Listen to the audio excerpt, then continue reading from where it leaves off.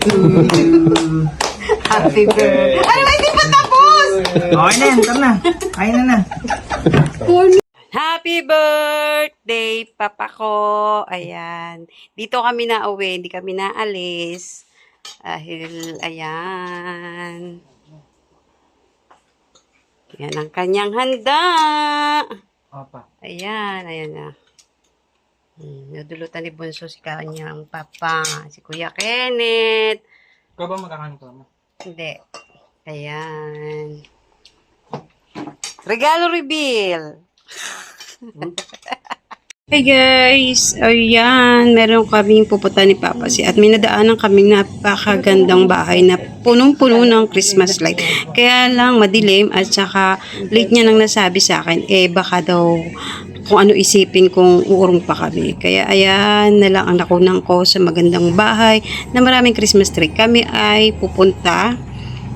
Bibili lang kami ng ulam, kaya lang itong si Papa si ay di ko alam kung saan kami bibili, pero nag-bypass kami dito sa bypass, kaya nagkaroon ako ng idea. Kaya samahan nyo kami sa aming pupuntahan.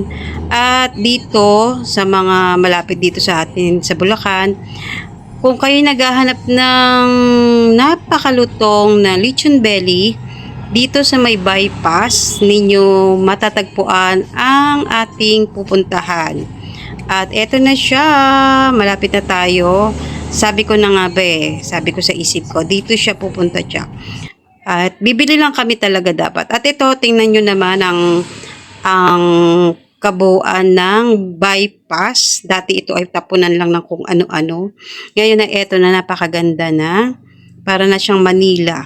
Ang dami niya ng mga ilaw. Daanan lang dati ito ng mga truck.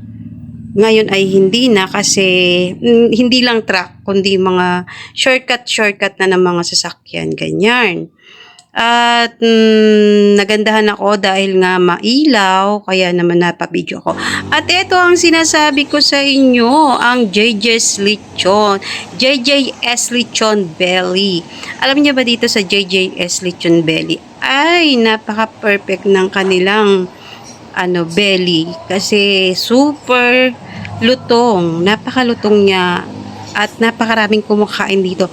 Hindi ganun kaganda yung mga dekorasyon niya, pero sa pagkain ay sobrang sarap, kaya naman binabalik-balikan. Ay sama muna ako sa video para naman kahit pa paano makita ako ang aking kajubaan. Ayan, nag-aantay kami ng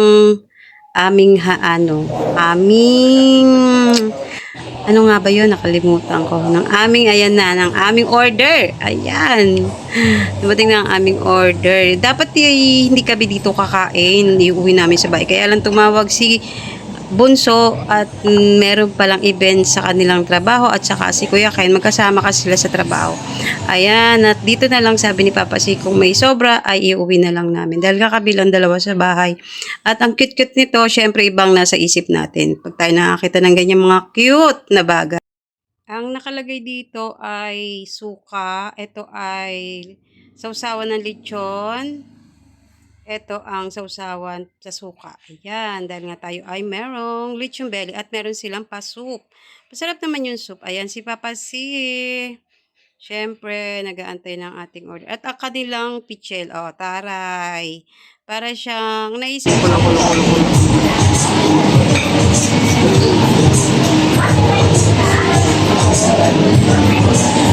Three ways. Sarap na ang kanilang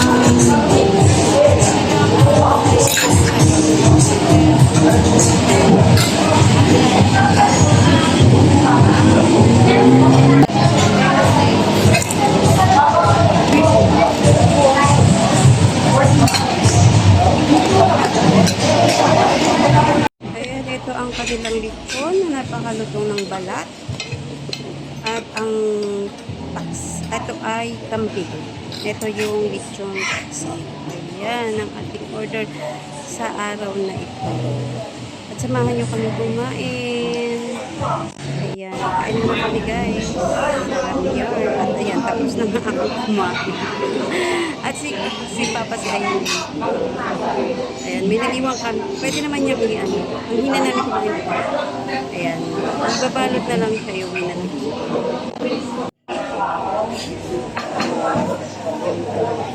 Ano tawag sa kanila. Yung nagsiservice, ano na, tulala na kasi sa dami ng tao.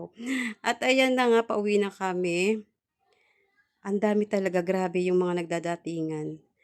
Puro ano, ang gaganda ng kanilang mga sasakyan. Kasi super, super duper sarap talaga. As in, Mama E, kung naghahanap ka talaga ng belly na super lutong, dito yan sa JJS, ano, belly. Dito sa may, ano, bypass. Napakasarap. Tingnan mo naman, no, siksikan.